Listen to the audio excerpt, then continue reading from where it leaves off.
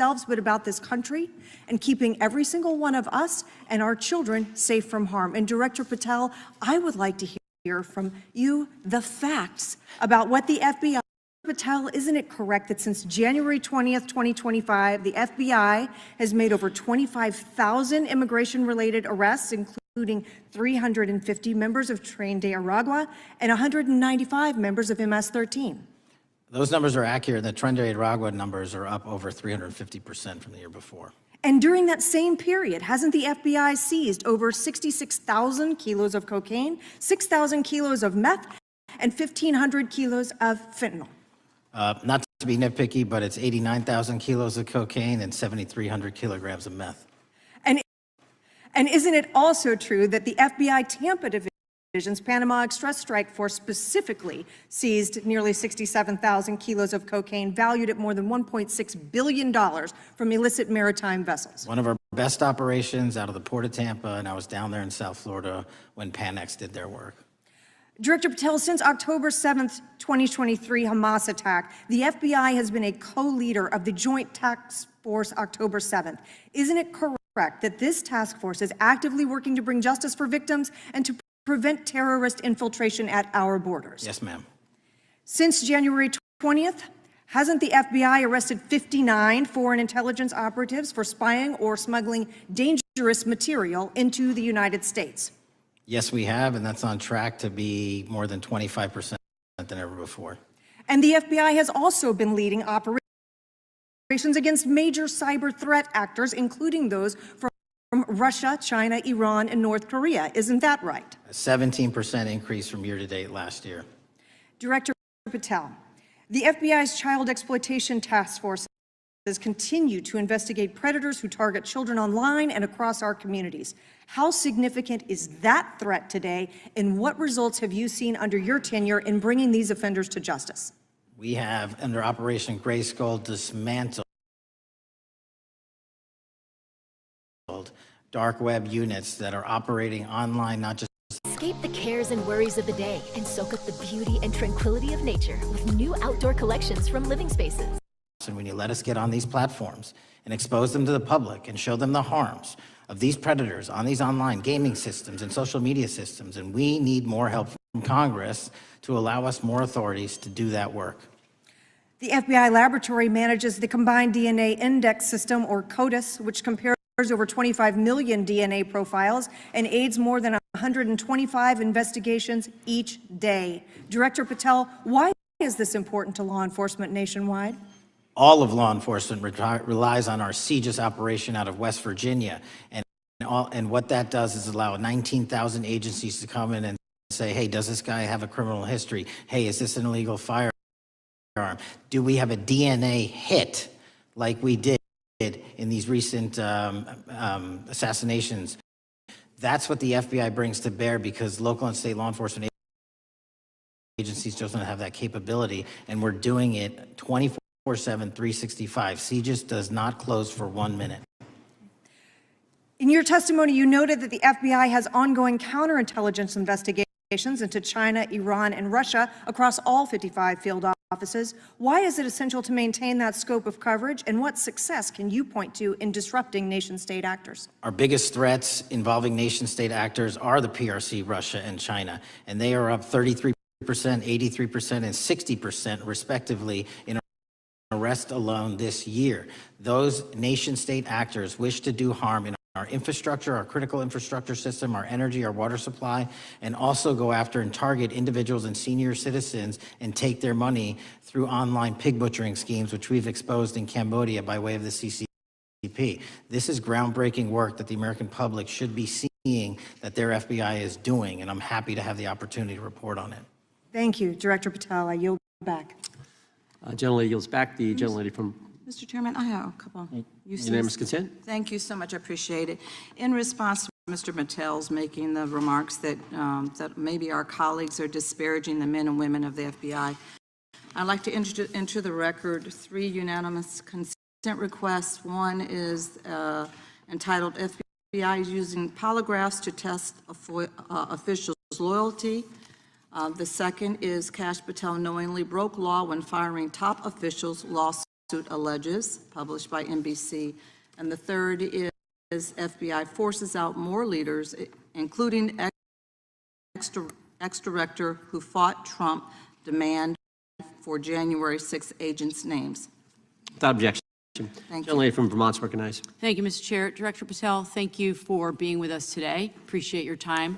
Let me say at the top, political violence should have no place in this country, and I strongly, unequivocally condemn the killing of Charlie Kirk last week. And this is exactly the kind of case that warrants a swift and thorough investigation by the FBI. What shouldn't be happening, however, is this administration's seeming attempt to exploit Mr. Kirk. Vice President Vance claimed that this is, quote, an extremely destructive movement of left-wing extremism, and said that, quote, it's part of the reason why Charlie was killed. He pledged to go after organizations on the left. But Director Patel, it was just 3 months ago that Melissa Hortman, the Minnesota House Speaker, and her husband Mark were shot to death in their home in the middle of the night by a self-identified right-wing extremist and Trump supporter. When that assassination happened, the FBI released a written statement denouncing the killings and pledging to hold the killer accountable. And I thank the Bureau for that. It was clear, concise, to the point. But when you compare that statement to the over 50 mentions of the Charlie Kirk killing and just 4 for the Hortmans on accounts affiliated with the FBI and your personal account, it appears to many Americans that you're valuing some lives more than others, and that's painful. And this is what I'm hearing from my constituents, so I just want to convey that to you. And the Vice President didn't even call on right-wing organizations to tone down their rhetoric after that horrific killing in Minnesota, and he never once spoke about dismantling conservative institutions. This week, when the president was asked by a reporter about Speaker Hortman, he claimed he didn't even know who she was. One of the most high-profile assassinations of an elected official in recent memory, and the president claims to know nothing about it, hasn't even heard of it. It was absolutely devastating for her colleagues and for her family. And I think we all can agree in this room that we have to stop this political violence. So my first question to you is, Director Patel, what is your plan as director of the FBI to turn down the temperature, especially in light of the fact that it seems like members of the administration are reacting to political violence based on party affiliation? What's your plan? I can only speak for myself and the Of course. FBI. And what we are doing is, I think I mentioned earlier, we're following the money, because whatever attack you are describing, and they are all despicable, equally so, people need money to operate. People need money to conduct these attacks, to conduct these investigations. And so what we are doing is finding the people that supported this infrastructure system, because even when you say there's a lone, quote unquote, lone wolf actor, he's not truly a lone wolf actor. Something happened along the way. I agree. And so can I just because we have such little time, are you making a commitment right now to follow where the evidence goes in investing? She cited, it's 5 times the number that 5 times the number of far-left extremist incidents are perpetrated by far-right. And it's been reported, and she mentioned this, that as of September 12th, 2025, just 2 days after Charlie Kirk's killing, that the DOJ removed that report from the DOJ website. That's why Americans are concerned that there seems to be a separate system of justice, that if you are a Republican and you are attacked, you will get the full weight and authority of the FBI in this administration. But if you are somebody serving in the Minnesota State Legislature and you are assassinated in your home, that the response is different. And I think to ignore the threats from the right or try to do a both and when there are multiple instances when it's overwhelmingly coming from the right, this is a disservice, because Americans want to know that whoever they are, whatever their political affiliation, that the response is going to be the same, and it is going to be done with the same diligence. And I'm wondering if you will commit to me right now that you will be a voice right now standing up to those voices in the administration that are adding to the violent rhetoric right now. That's what I'm asking you. Will you commit to this? Time of the gentlelady has expired. The gentleman can respond. My voice will be through the investigations that the FBI conducts, and we will conduct them all lawfully and equally. Can we expect in the future that your expired. tweets in related to one killing Time, will the be gentlelady's expired. will be the same gentleman level from- of concern? The gentleman from Texas is recognized. Thank you, sir. Director Patel, thank you for being here today, and most importantly, thank you for restoring trust and faith in the FBI, which has been severely eroded under the Biden administration. Thank you for your service and your continued service in this capacity.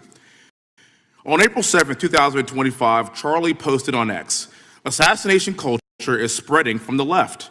48% of liberals say it would be at least somewhat justified to murder Elon Musk. 55% say the same about Donald Trump. In California, activists are naming ballot measures after Luigi Mangione. The left is being whipped into a violent..." Grip, stability, precision. That's the essence of driving. Lawful. Violent response, end quote. And unfortunately for Charlie, that reaction also came when they couldn't win a debate on a college campus. You cannot be intellectually honest and say that this problem is on both sides.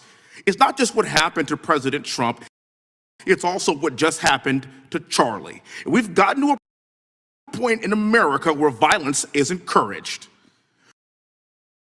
We have a former president of the United States that opens up his campaign in 2019, that's Joe Biden, by saying that his opponent is a, quote, existential threat to this country. Houston, we have a problem. People that you disagree with are not existential threats. They are not Nazis. They are not fascist. They are not racist. They are not deplorable. They are not irredeemable. They are your fellow Americans who have a different perspective on how government should run and what government should look like. Whether or not we should have strong sovereign borders, whether or not we should have safe communities, whether or not we should have places to worship our God and not worry about being shot, whether or not we live in communities and cities that are not overwhelmed by drugs and crime, whether or not we have two genders, and whether or not we have common sense in our policies and our values. And people that believe these things are not existential threats. I happen to be one of these people that believes all of the above, and as someone that served this country in combat, I can assure you I am not an existential threat to this country because I swore to protect her. Also want to point out, how many cities have you seen burned to the ground since Charlie Kirk's death? Not dead because of what he said. He is dead because people listened. My time is limited, so I have a few questions for you, sir. And again, thank you very much for being here. I really appreciate your time and your service. In your experience in the FBI, have you noticed a precipitous rise in political violence and other associated crimes that you have been investigating so far this year? And if so, is this trend in motive left-wing or right-wing violence?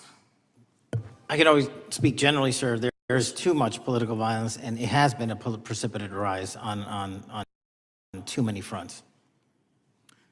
How do we solve this? We solve this by giving the FBI more authorities to go into and work with the private sector. There are too many online platforms. There are too many social media platforms. There are too many gaming platforms. There are too many places for people from America and around the world to get together without their parents knowing anything about it, without their school teachers knowing anything about it, and infesting the minds of our children and infecting them with radical ideology. And with that is the root cause of these problems, and we must tackle it. It is not a 1950s America anymore. In 2025, the cyberspace needs to be tackled. Thank you. Switching gears, when your predecessor sat right there in that seat a couple of years, last year in a committee hearing, I asked him a very detailed question about Matthew Thomas Crooks, the shooter responsible for the assassination attempt on President Trump's life. I didn't get an answer from Chris Wray that day, and I submitted written questions to the FBI and into the record of this committee, and I want to resubmit those questions today because I think we are still awaiting answers to those questions. So, Mr. Chairman, I'd like to submit some for the record, please. I'd like to ask you, sir, and the FBI, under your leadership, would you please respond to these questions, and can you commit to doing that? As soon as the trial's over. Thank you very much. I will end with this. Charlie Kirk is not dead because of what he said. Charlie Kirk is dead because people listened. He set up a tent that said, "Prove me wrong," and exercised his First Amendment right. That's all he did. And we will continue to do so in this country in order to preserve this constitutional republic. And with that, I yield back. Thank you. Gentleman yields back. The gentleman from Florida is recognized. Thank you, Mr. Chairman. Before I begin, I want to caution my colleagues on, one-sided violence in this country. We just heard that there were no riots on the right. We're literally sitting in the building where there was a giant riot by supporters of the president, the right.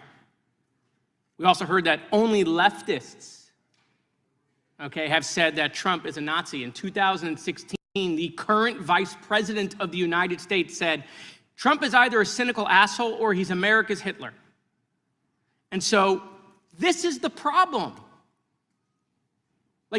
I don't want to have to say this garbage, but you want me to sit here and get painted with one brush, the whole left. No, there are extremes on the left, and there are extremes on the right. And we collectively should tackle that. But to come here and just look at us and say we all support what's going on in the extremes is why we can't solve anything in this building. Director, let me say first, thank you for being here, and my condolences on the loss of your friend. And I'm happy to hear that you want to do more on the social media platforms. It's crazy what's going on the social media platforms. There are so many conspiracy theories on what's going on with Charlie Kirk. Israel assassinated him, right? There are conspiracy theories about your personal social life all day. It is totally rampant. Big names on the right, Candace Owens, right? Talking about how what's been released as far as the dialogue between the perpetrator and his roommate is manufactured by the FBI, manufactured by the administration. It is totally rampant, allowing foreign governments to just perpetrate these platforms, all of these bots, all of the time to weaponize Americans. You see what's going on here? This is a byproduct of all of that. What's going on in the streets is a byproduct of all of that. What's happening is you see people celebrate Luigi Mangione is a byproduct of all of that. And so if we want to do something, then we should talk about Section 230. We should talk about how we're going to make sure that we don't let foreign governments poison our children's mind. And so I will work with you on that, Director. I'll work with you on 230 any day. No problem. So now, that was the good part. I want to take your attention back a second, okay? Breaking news. Kash Patel is nominated to be the FBI director. Dan Bongino is nominated to be the number 2 at the FBI. MAGA celebrates, rejoices, bells are ringing out. The team, Patel, Bongino, that sought out every podcast microphone to talk about the Epstein list. The names are finally going to get released. It begins. They produce white binders. Phase 1 with the podcasters. This is not actually one of them, of course, I made this. Your name's on it, right? And the names are going to come out. Pam Bondi says the list is on her desk. Then a memo comes out all of a sudden and says, there's no list. Oh no, no phase 2. Phase 2 binders never happen. You said the conspiracy theories around Epstein just aren't true. They never have been. And yesterday, in an answer to Senator Kennedy, you said the FBI is not in possession of any credible evidence that Epstein trafficked girls to anyone but himself. So according to your testimony yesterday and in this committee, according to the evidence the FBI has, the number of names on the list are 0. No, zero. The index has been released, and the number of people involved in that trafficking operation were charged in 2018. Other than Epstein and Ghislaine Maxwell, your testimony in the Senate and here is that according to the evidence you have, the number of other names is 0. That were charged based on credible. Attention homeowners, I want to buy your house right now, as is, no matter what condition it's in. And not only do I want to buy your house, but I want to buy it from you directly and help you move forward on the timeline that works best for you. On top of that, we keep the process simple from start to finish. There's no listing, no repairs, and no open houses. It's its signature. That's the basis. Sure, I'll do it. Okay, I look forward to that investigation. Am I over? Thank you, Mr. Chairman. I appreciate your diligence. Gentleman's time has expired. Chair now recognizes the gentleman from California. Director Patel, as you know, my state, California, is home to the worst public infrastructure failure in U.S. history, known as California High-Speed Rail, although the name is probably a misnomer. Earlier this year, I joined your counterpart at the Department of Transportation, Sean Duffy, doing a compliance review of the federal money the state has received, and the outcome was that the state has not complied with the terms of its billions of dollars in funding because it hasn't actually built anything. And so that federal funding has now been cut off, but a lot of us in California still have questions as to where all the money went. We're 17 years in to this project, and absolutely nothing has been built. Not a single bit of track has been laid. There are no stations. There are no passengers. And the plan initially was to have the whole thing, LA to San Francisco, done by 2020 at a cost of $33 billion. Yet here we are in 2025, nothing has been built. And according to the New York Times, the project won't even be completed this century, and the total cost is now estimated to be over $130 billion. So I just wanted to ask you, do you think this is something that bears scrutiny, or can you confirm whether there's any kind of investigation going on at the FBI? The FBI certainly can't investigate incompetence, but the FBI certainly can investigate and does investigate waste, fraud, and abuse. And so if we have any information that indicates that that happened in this situation or anything else, we'll look at it. Thank you very much. We've also, been talking some today about the issues that occurred at the border during the Biden administration. And you might not agree with your predecessor on everything, but you probably would agree with some of the statements he made in testimony before this and other committees, raising alarms about the risk of terrorism from illegal border crossings.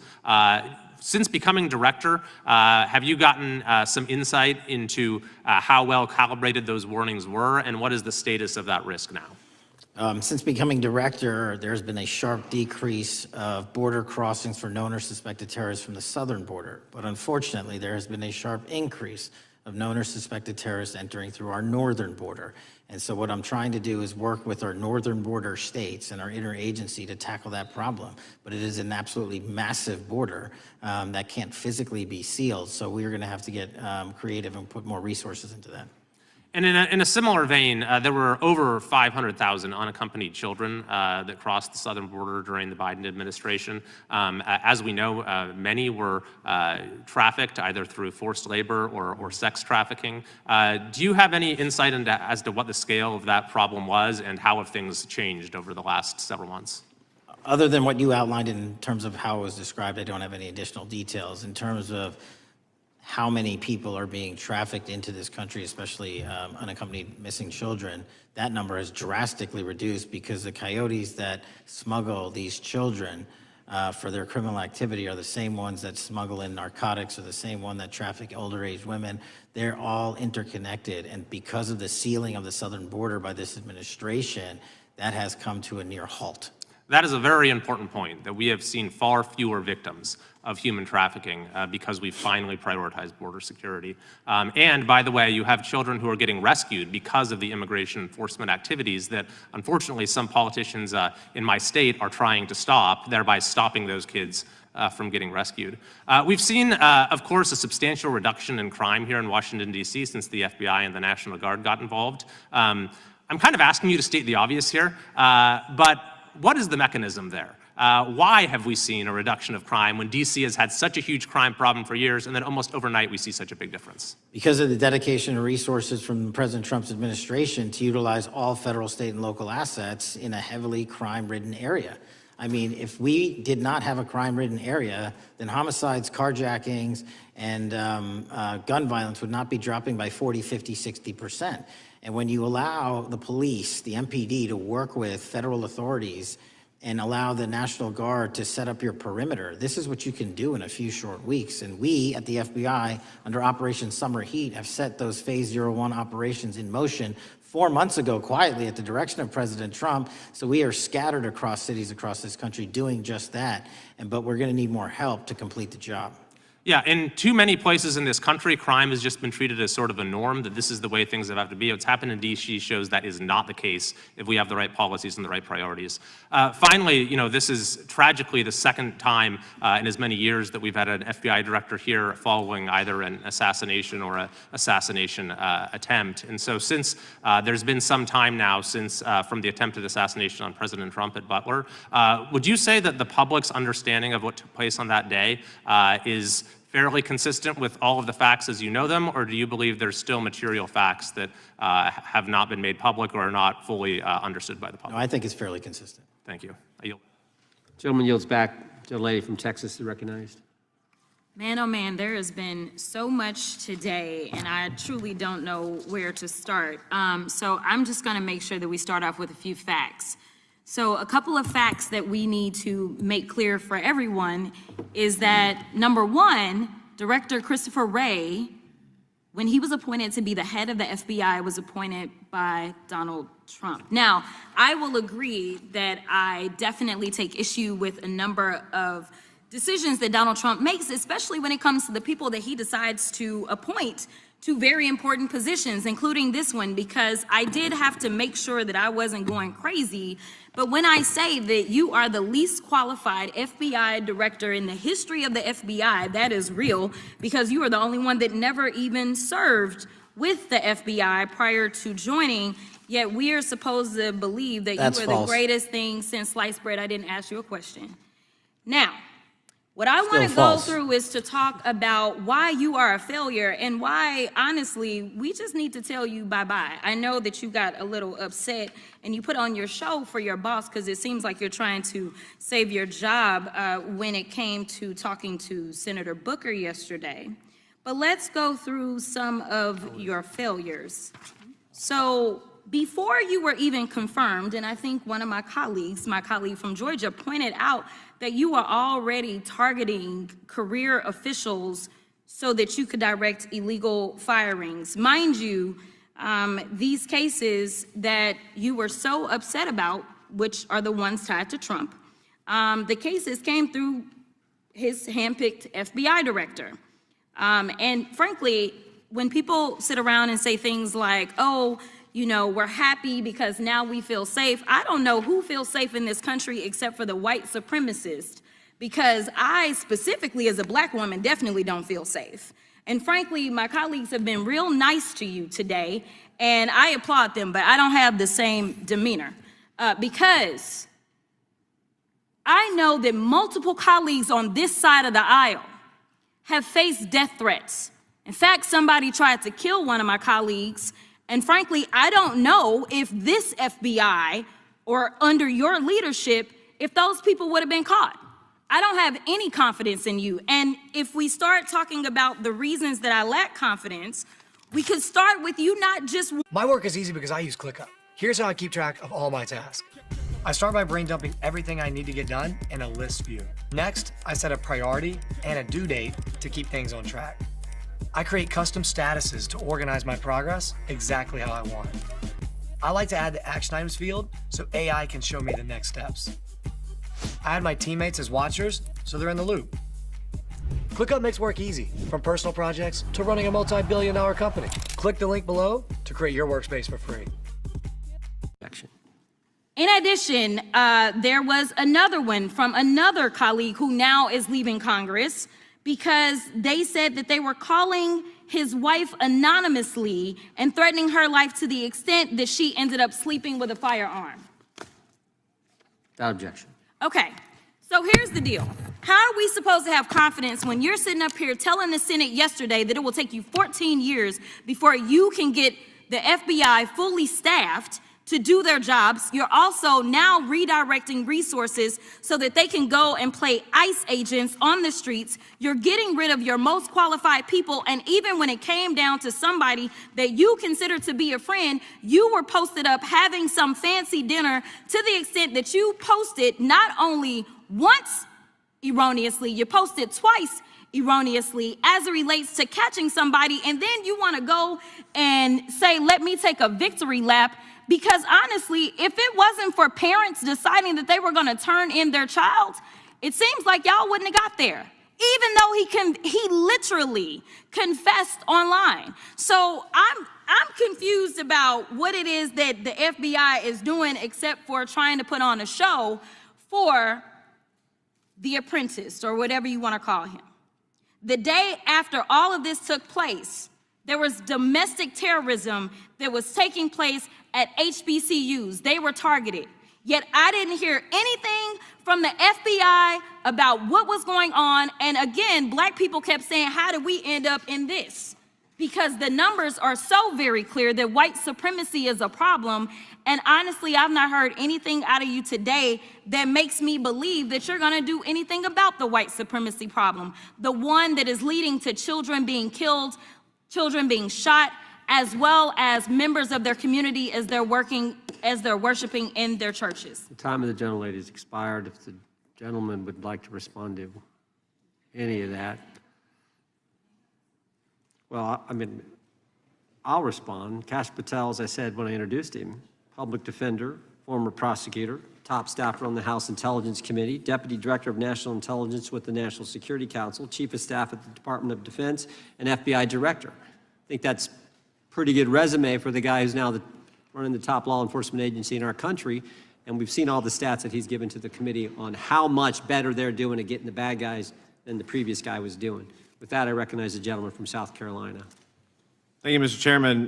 Director Patel, I think you're witnessing some auditions, clickbait auditions for the Academy Award for my Democratic colleagues. We'll see how they fare as they're on MSNBC later on today.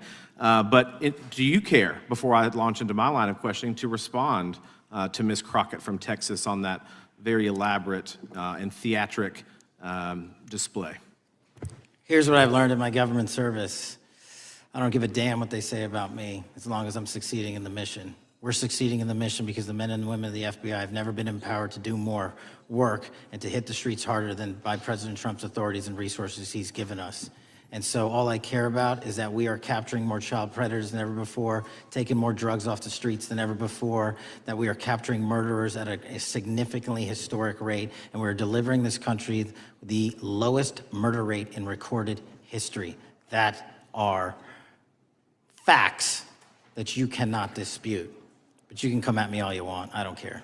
Thank you, Director, for that, and we appreciate your service. We appreciate the results speak for themselves, I think, pretty plainly, and your commitment not only to results, but to transparency, so we do appreciate that. Director, who was John Durham? He was a former federal prosecutor, United States attorney, and ultimately appointed special counsel in the first Trump administration. Correct, and there was a document that he released in his findings called the Durham Report. What was the Durham Report briefly, and what were the findings very briefly? It was every special counsel that's appointed produces a report to the Attorney General. Special counsel's Durham Report largely focused on Crossfire Hurricane and included extensive summary findings in classified and unclassified manner, and we released the classified version, finally declassifying it for the American public in this committee. Correct, and you released that in July of this year. I think so. Yes, sir. Isn't it true that in the classified Durham Annex, as it's referred to, that in 2016 the Obama administration obtained intelligence information from a source contained in two separate memoranda, one in January of 2016 and one in March? The two memoranda described confidential conversations between DNC chair Debbie Wasserman Schultz and two individuals from the Soros Open Society Foundation. Isn't that true? As written in the report, I'll let her speak for itself. In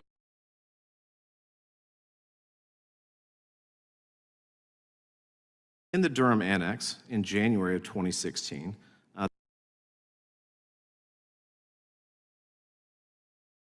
the memorandum noted in part that President Barack Obama intended to scuttle the FBI's investigation into Hillary Clinton's private email server and mishandling of highly classified information during her time as Secretary of State. Isn't that found in the report? I believe so. Isn't it also found in the report that in March of 2016, the memorandum also included references to the same Obama effort to shut down the Clinton investigation, but additionally outlined a plan to falsely connect Trump to Russia? Isn't that in the Durham Annex? I think it's in more than the Durham report, but yes. The memo also stated in part that, quote, the Democrat Party's opposition is focused on discrediting Trump.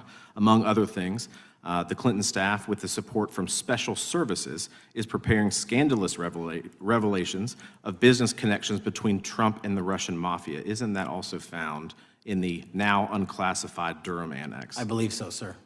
According to the Durham Annex, based on analysis and translation of the intelligence, FBI analysts believed that special services could either mean the FBI or CIA, or the Trump dossier author Christopher Steele. Isn't that in the Durham Annex? I believe so, sir. When the Obama administration received intelligence in March of 2018, Fusion GPS was preparing open source opposition research regarding purported ties between Trump and Russians. The research was paid by the Clintons' campaign and the DNC. Isn't that open source and also in the Durham Annex? I believe both. Okay. And so also in the Durham Annex, which I found interesting, was the potential campaign plan was shared with high-ranking career officials at DOJ. Isn't that in the Durham Annex? I believe so, sir. The Durham Annex describes that in July of 2016, emails allegedly between Leonard Bernardo, senior vice president of George Soros's Open Society Foundation, included data providing specificity on the Clinton plan in an attempt to smear Donald Trump by falsely linking him to Russia. Isn't that in the Durham report? I believe so. And so, briefly, this additional evidence that you've unclassified and released to the American public, what does that purport to show or augment about the Durham report that you can share with the American people? Put simply, that the FBI was weaponized. Against a political campaign. Yes, sir. Thank you for that, Mr. Chairman. I yield back. Gentleman yields back. The I have UCs. gentlelady from Texas recognized for unanimous consent. Yes. First one is Russia's ghostwriter hacker group takes aim at German election. This is from Politico. Objection.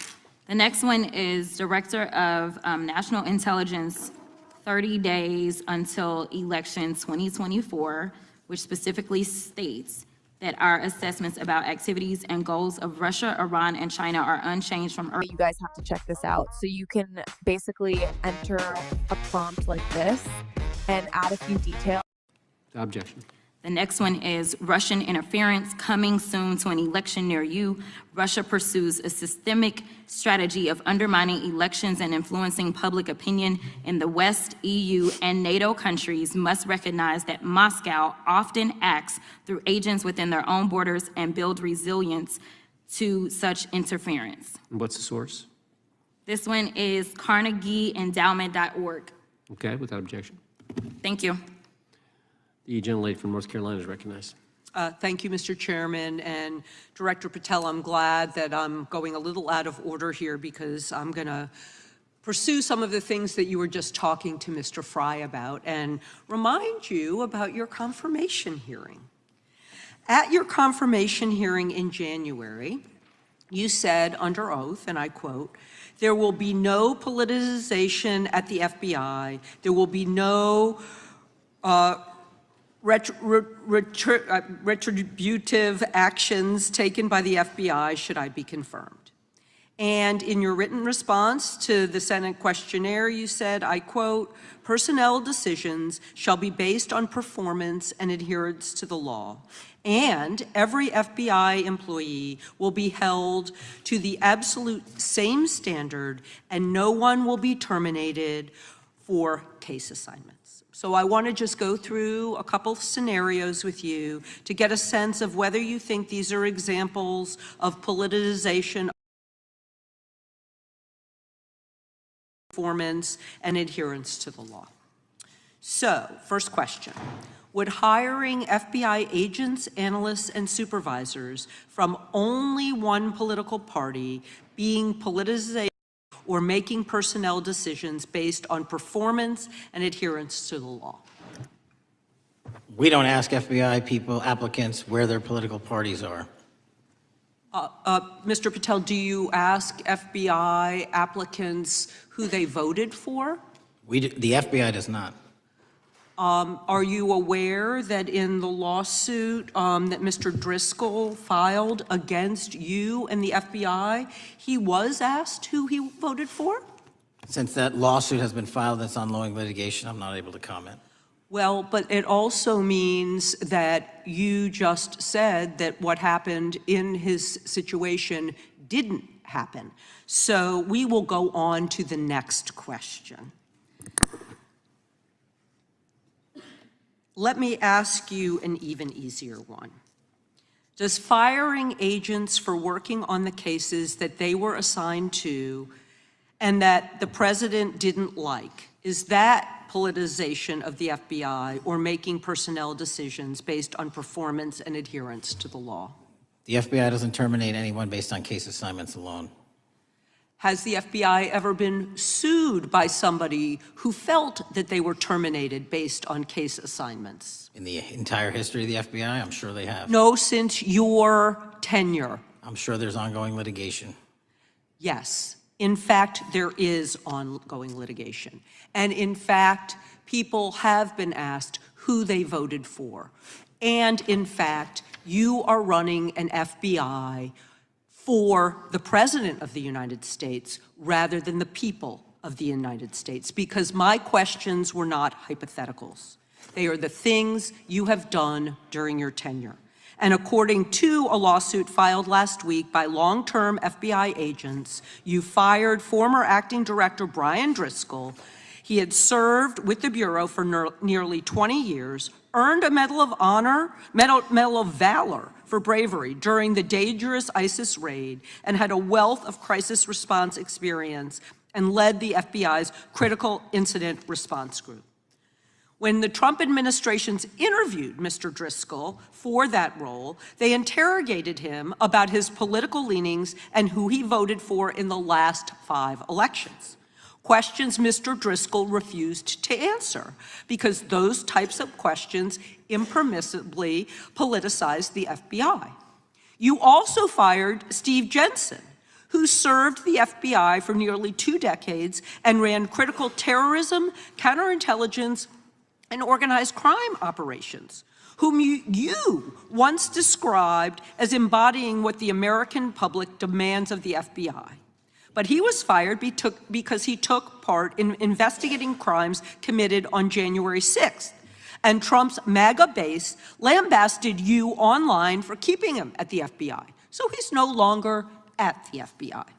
You also fired a decorated combat veteran with decades of experience in the Bureau, Special Agent Walter Jardia, because he worked on the investigation into the Russian interference in the 2016 presidential election and helped investigate Trump's ally, Peter Navarro.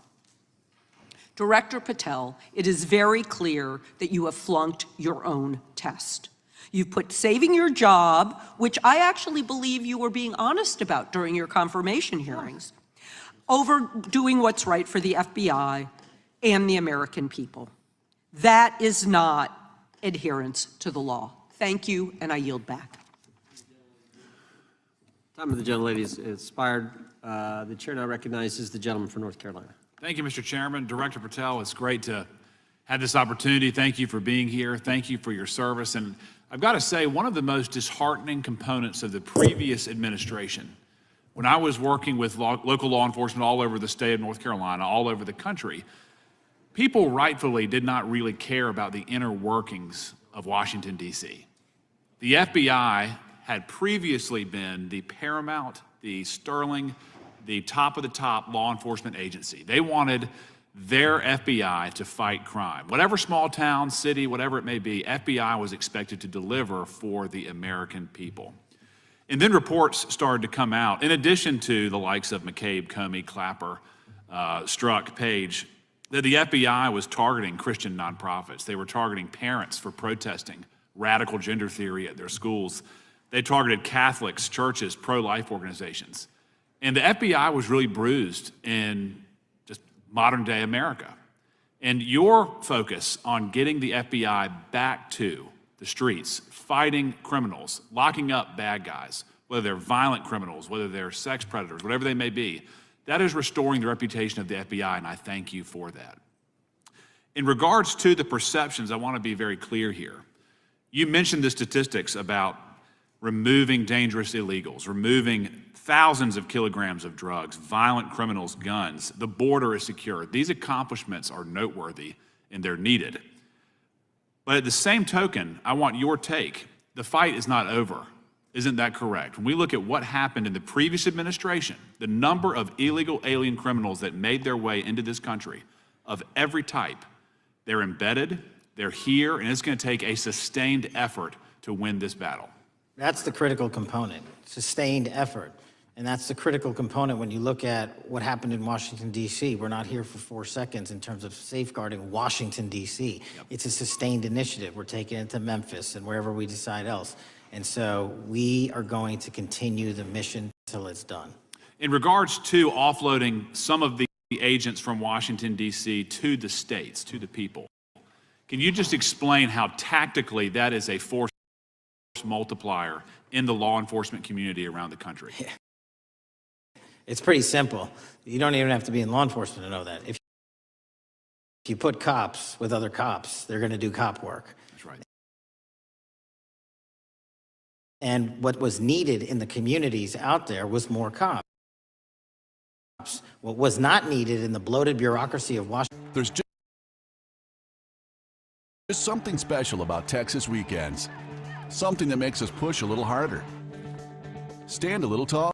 Through the last 4 years, the open border policies, whether it's terrorism, drug trafficking, human trafficking, violent crime, massive amounts of organized retail theft, and other types of criminal behavior. Can you describe, just so anyone who's listening here can talk about, how serious the levels of criminality have become in the United States? Well, unfortunately, in order to have these record-breaking numbers of arrests and seizures, you tragically had to have a record-breaking explosion in violent crime, and it doesn't happen overnight. And it came in from all corners of the earth and from all platforms, including social media. And that's the root cause of all of these evils. And in order to clean it up, it's not going to happen overnight. But the men and women of the FBI, what they did in these 7 months, everybody should be talking about it. Every single district in this dais is safer now, today, than it has ever been because of that work. And in regards to the ongoing political climate, Director Patel, how do sanctuary policies that are still being implemented and defended in certain states, cities, and counties, how do they help or hurt your efforts to make America safer? Well, if you are harboring criminals, you are harboring our ability to keep our communities safe. It's that simple. If you have a fugitive warrant for a violent felony offense and we are not able to procure you because of policies or rules that don't allow us to go get them, and time again, we have heard all too many illegal immigrants who should not have been here, murdering women, murdering children, giving drugs to our youth, and raping our children, and that is unacceptable. Straightly put, can you separate immigration enforcement with fighting crime? They're intertwined. Thank you. In regards to policies like cashless bail, how does that help or hurt your efforts? criminals know that there are certain jurisdictions where if they shoot someone, they'll be out the door within the next hour to do it again. And that's an ethos that is, and a system that has been built out over years that we are combating. How is defunding the police around the country, how has that helped or hurt? As long as I'm in this seat, we're not defunding any cops. Good. Thank you, Director. I yield back. Gentleman yields back. Mr. Garcia is recognized. Thank you, Chairman Jordan, and welcome again, Director Patel. As members of the Judiciary Committee, we have a responsibility to conduct oversight of the FBI and assess whether or not you're doing a good job in a responsible and impartial manner, or whether you're just a henchman for Donald Trump who's weaponizing the Bureau at the expense of public safety. As Congressman for tenure, is the Bureau's expanded role in low-level, non-criminal immigration enforcement. I have a report here from the conservative Cato Institute. They've obtained ICE documents showing that over 2,500 FBI personnel are now working on immigration enforcement. A yes or no question. Did you sign off on this? 2,500 FBI employees are not currently working on immigration enforcement. Did you sign off on this? On the Cato report? On the 2,500 personnel, FBI personnel that have been reported to now be working on immigration enforcement. I couldn't have signed off on it because it's not happening. You can call it whatever you want, but the reality is that over 2,000 personnel individuals are now working at ICE instead of their jobs. I want to follow up on something that Senator Durbin asked you about yesterday. This article from MSNBC reports that nearly every agent on Baltimore's domestic terrorism unit, who was, by the way, investigating the 764 network of child predators, was diverted to work on immigration enforcement full-time. That forced them to, and I quote him, walk away from investigations of a network of violent predators that targets and exploits children online. Yes or no? Were you aware that this happened, and did you sign off on it? The premise is false. The 764 network in Baltimore is taken down, and FBI agents do double and triple duty all the time. I'm reclaiming my time. You told Senator Durbin yesterday you didn't know about it, so your testimony is inconsistent today. No, I found Final out. question. Let me ask you, again, a yes or no question. Are you aware that agents have been told by supervisors not to documenting their shifting of resources toward immigration-related work? That's a literal another falsehood. It's impossible to move a human being without documenting that work. As FBI director, you must be transparent with Congress. You need to provide us information about how many agents have been diverted to non-criminal immigration enforcement, why the Baltimore unit was dismantled, and whether there's a cover-up of what's happening under your leadership, because this goes to the heart of whether or not you're carrying out the stated mission of the FBI, keeping our communities safe. Diverting FBI agents from investigating violent child predators doesn't make us safer. Using FBI resources to target parents, children, and other immigrants for low-level, non-criminal enforcement doesn't make us safer.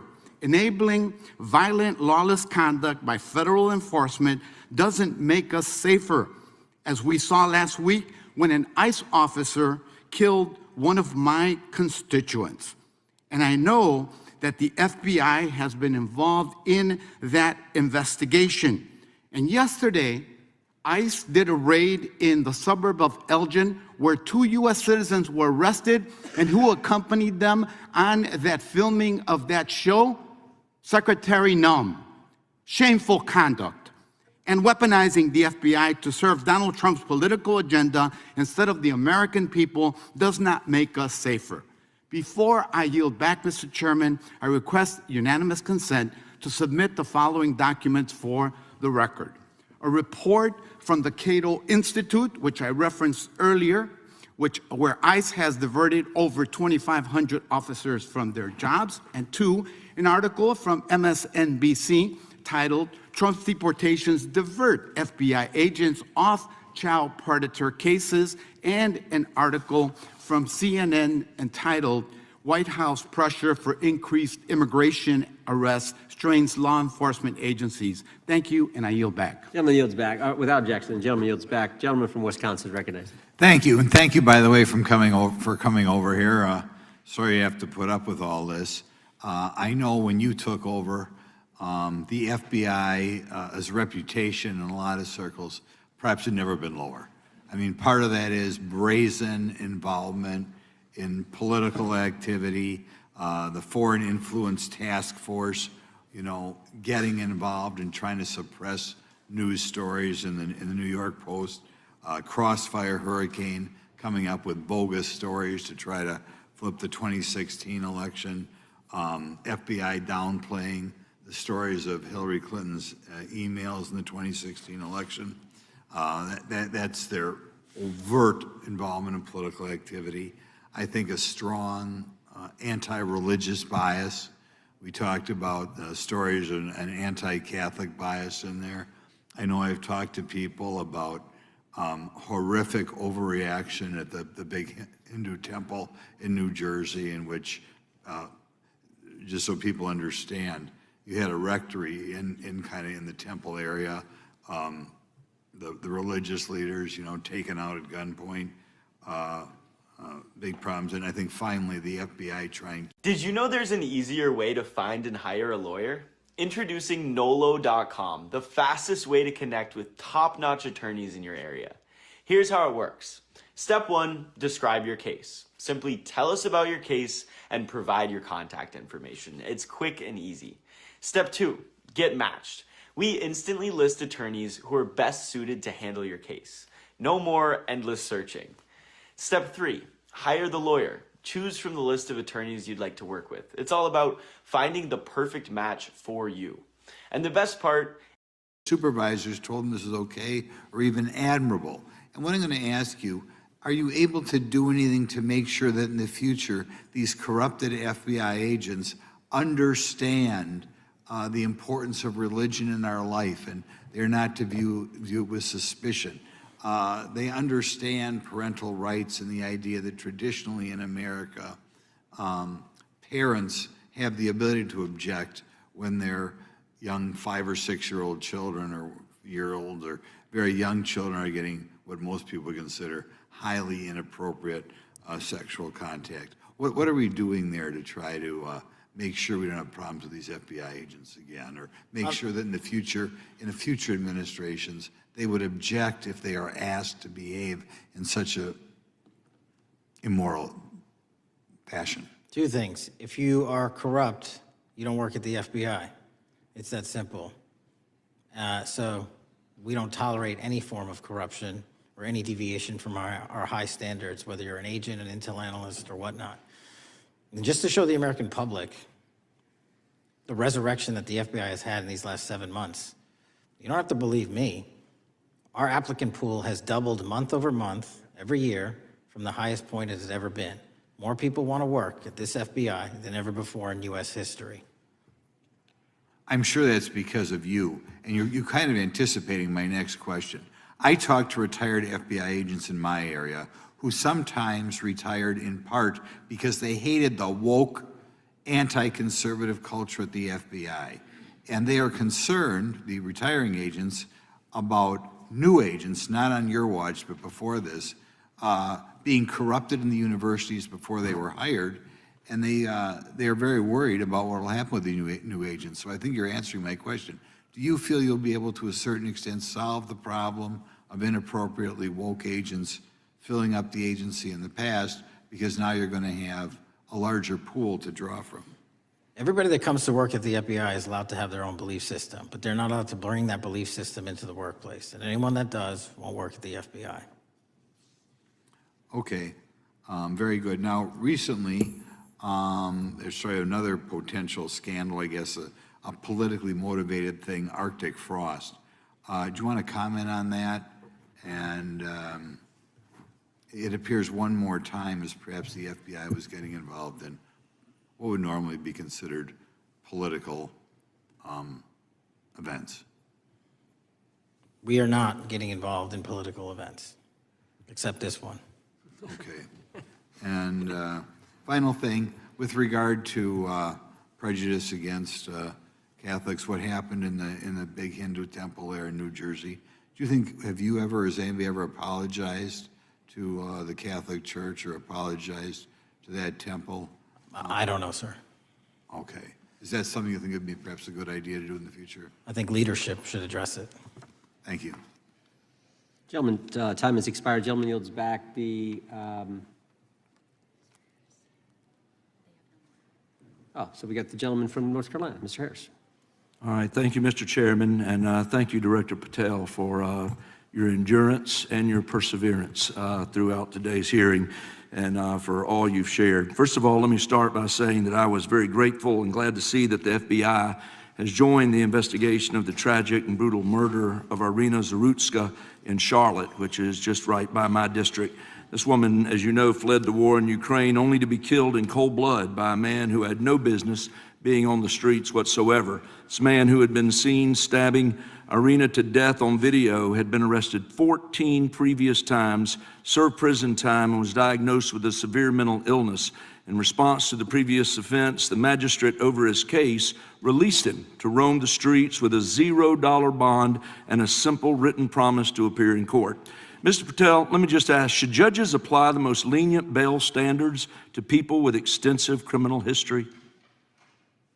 Do they apply the most lenient? I'm sorry. Yeah, should they apply the most lenient bail standards to people with extensive criminal history? That has not been my experience. That should not happen. Is America a place where young women should fear to ride public transit? No. And was Irina Zarutska's death, would you say, possibly the result of Democrats' pro-crime policies? That investigation and matter is in open trial, so I don't want to stylize the evidence.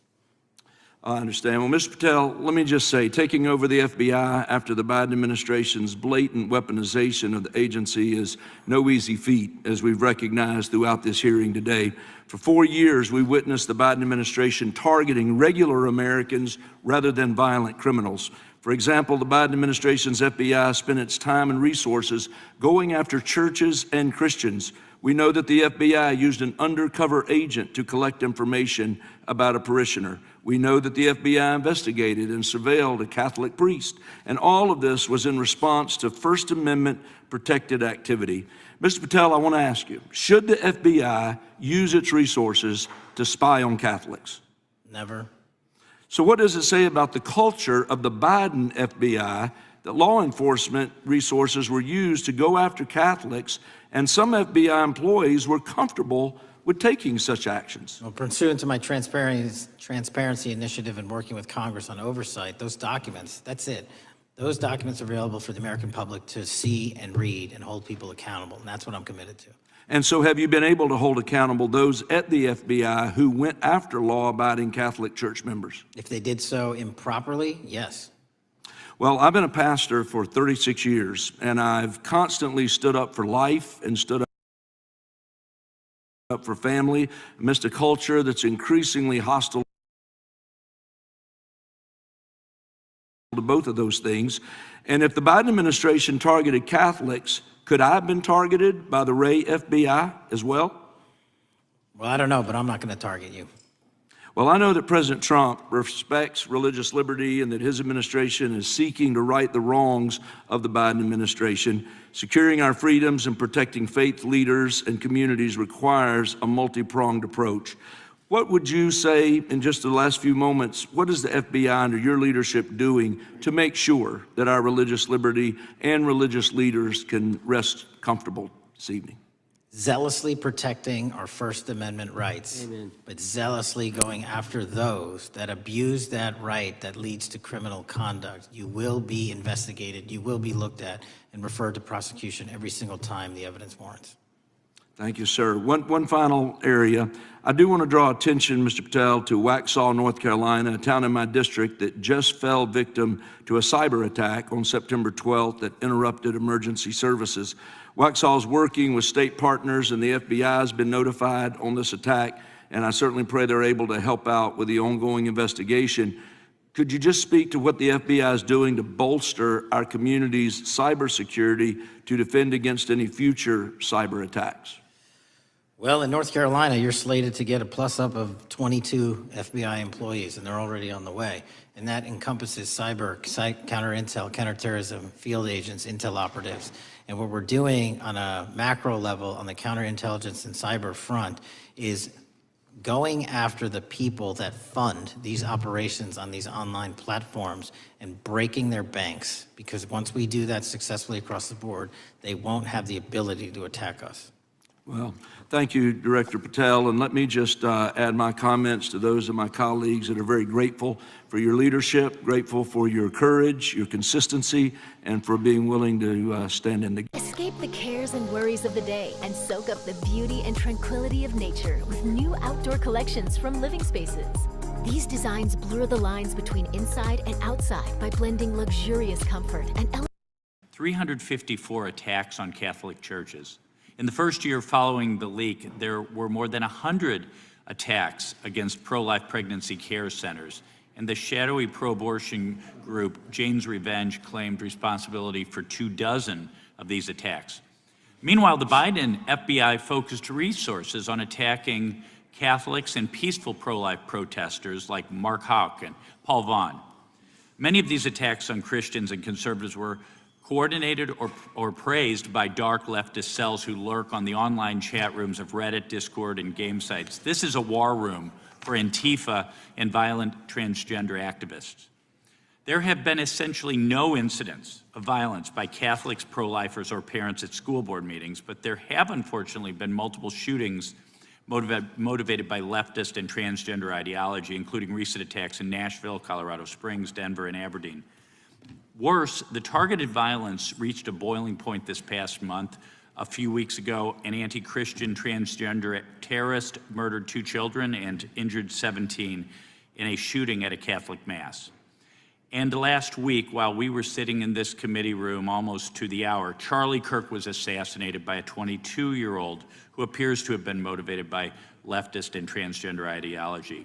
As you confirmed yesterday to my Senate colleagues, he may not have acted alone, and you testified that in his online chat room of more than 20 trans ideologues that you were aware, I believe you said many more, many were aware of and possibly complicit in the assassination. Director Patel, in light of the increased violence emanating from the far left, is your FBI investigating this violent trend of anti-religious, Antifa, and transgender-driven violence? All of it across the board is being zealously investigated, no matter what your motivation or bias is behind it. Very good. We've also noticed a dramatic surge of the number of clinics offering so-called gender-affirming care. Whistleblowers in a recent NIH study confirmed that these clinics prey on some of the most mentally ill children and young adults in our society, and these clinics are quick to prescribe life-altering puberty blockers, cross-sex hormones, and surgery, and often these patients get worse rather than better, and unfortunately, some have become violent, some have even committed mass shootings, and the partner of one of them assassinated Charlie Kirk. Director Patel, is the FBI looking into the role that these gender clinics may have in the recent attacks in making these mentally ill individuals violent? We're looking at the entire spider web for any of these attacks, be it Denver or Charlie or where have you, and that's why our investigations are ongoing. We don't have a final product yet. One of my Democrat colleagues, as an aside, mentioned, quote, the federal takeover of our cities. And I don't know whether my Democrat colleagues, for some reason, liked Washington, D.C. better when it was more dangerous and more violent, when there were more robberies and carjackings and murders and rapes. But What has the crime picture in Washington, D.C. looked like since the so-called federal takeover? 2,100 arrests, 37% decrease in violent crime, same time last year, 60% decrease in gun crime, 74% decrease in carjackings, and 53% reduction in homicides in Washington, D.C. in the last month alone. Very good. And I thank you so much for your testimony. I know it's been a long day, so I'll give you a little break and yield back the rest. Gentleman yield. My time. Gentleman yield. Yes. Director Patel, what's a 302? It's a report, the number of the report, whenever an FBI agent goes out and interviews someone. And are you familiar with the 302 where the FBI agent interviewed the whistleblower who's come forward and talked about the former chair of the Intel Committee here in the House pushing staff members to leak classified information? Well, I'll just read from it. Staffers were instructed to use, this is from the 302, interview this person. Staffers were instructed to use any sources that had developed within the United States intelligence community to gather information, which would then be made public through the media in order to compel public opinion. You familiar with that? I am. Yeah, and that's how they played the game, wasn't it? Leaking information, classified or otherwise, true or otherwise, to create this public opinion to compel action to undermine the president. Is that accurate? I believe so. Just one other point I would make from this. This witness also said in the 302 that the agent recorded that the witness provided the interviewing agents with copies of both his handwritten notes and an email. So he gave them the stuff he wrote, and at the actual time this was taking place. That's all in the 302, right? Yes, sir. All right. Mr. Chairman. Gentleman from Missouri. Mr. Chairman, I would like to submit for the record an article from The Hill, Massive Crime Drop in D.C., City Sees Zero Murder Week, dated August 25th, 2025.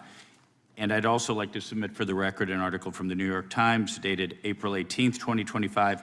Man who set fire on Shapiro's mansion cited treatment of Palestinians, police say. Yeah, thank you. Without objection.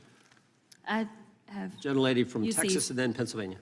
Thank you so much. My first UC is the FBIAA letter to Congress on summary terminations, where it states denying fundamental due process and summarily dismissing special agents will only make it harder to protect our nation. These actions distract agents from their work, foster fear that their assignments could cost them their careers either now or under the next administration, and increase the risk of criminal and national security threats by undermining unity and morale within the Bureau. Without objection. The next one is a CNN article. FBI agents are again pulled from their day jobs to address a Trump priority. It states, morale is the worst I've seen, said one law enforcement source. The Bureau is becoming unrecognizable. Lots of people are weighing really difficult decisions right now. Without objection. Gentlelady from Pennsylvania is recognized. Thank you, Mr. Chair. I'd request unanimous consent to introduce into the record a September 16th, 2025 article in the New Republic entitled DOJ Quietly Deletes Study on Politics of Domestic Terrorists. The Justice Department has taken down a study that proves Republicans' entire narrative wrong about left-wing violence. Without objection. Thank you. Gentleman from Washington is recognized. Thank you, Mr. Chair, and thank you, Director, for being here. I think without question we can say that Donald Trump has been tougher on crime and tougher on international terrorism than any president in American history. I imagine that brings you a lot of satisfaction and pride as director of America's foremost law enforcement agency. Recently, President Trump conducted very strategic and important strikes on Iran's nuclear apparatus in that country. We also know that there are concerns of significant Iranian sleeper terrorist cells here in the U.S., perhaps exacerbated by the open border during the Biden administration. What can you tell Congress and the American people about what the FBI is doing to safeguard us from potential terrorist attack by Iranian cells? So our counterterrorism division, which is fully stocked up watches for reflections in the intelligence streams that our intelligence community collects and produces, and works hand in glove with our partners at the CIA and elsewhere to make sure that any threat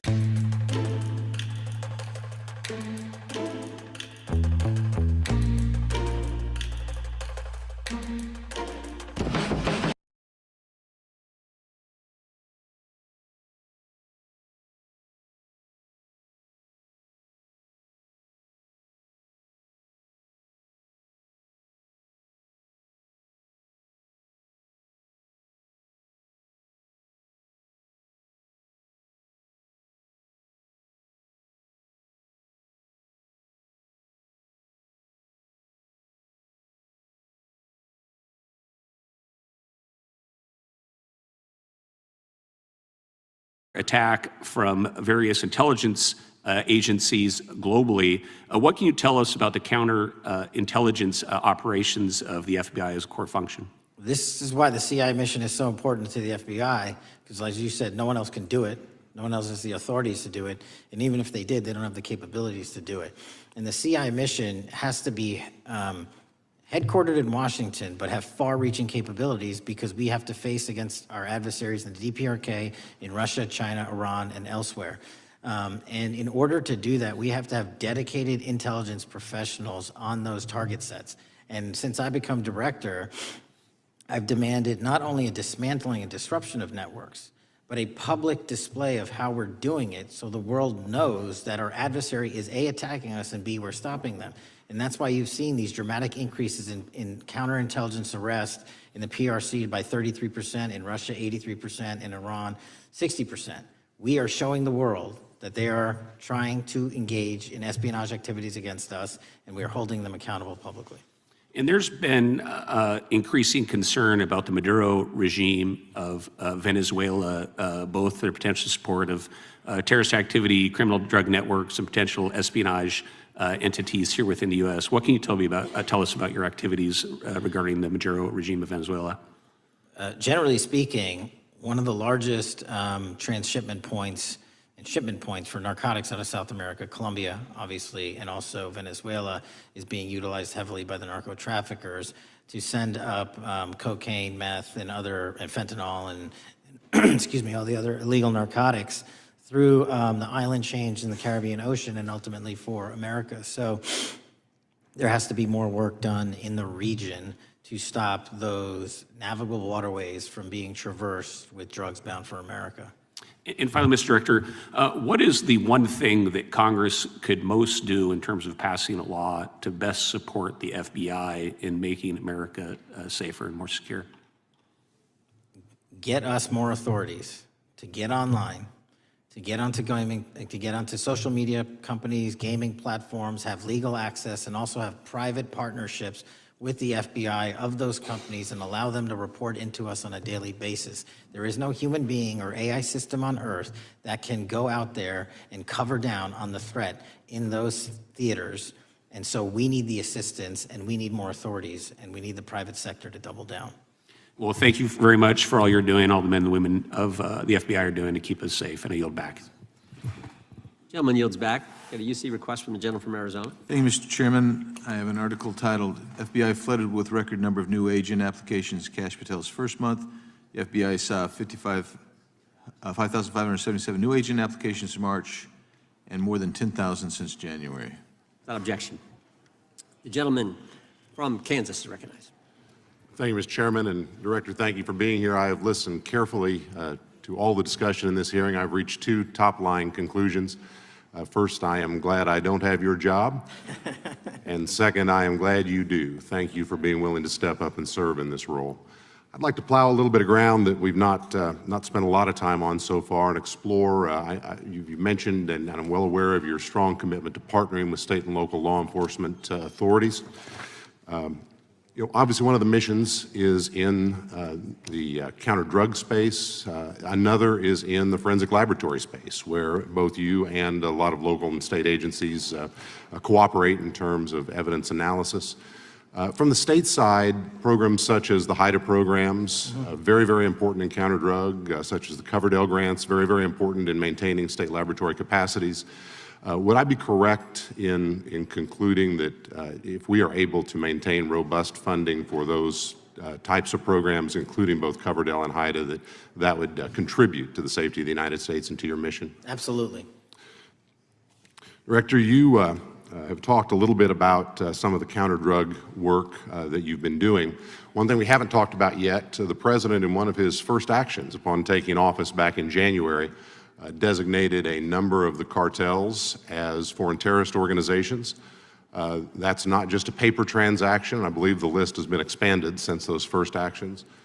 In terms of America's military engagement with the cartels abroad, in terms of our intelligence engagement with them abroad, that designation has had real meaning and has affected some of the thinking and approaches of our military and our intelligence community. Can you talk a bit about how that designation might be affecting or should be affecting the FBI's approach to dealing with the domestic activities of the cartels? The simple way to analogize it is after 9/11, and the manhunt for the foreign terrorist organizations overseas in places like Afghanistan and Iraq, the FBI received certain authorities to go out there and dedicate a mission to go after them both lawfully and investigatorially and collect evidence and provide it to our agency partners. Once the foreign terrorist organization designation was labeled over to the Mexican drug cartels, we can now do that here.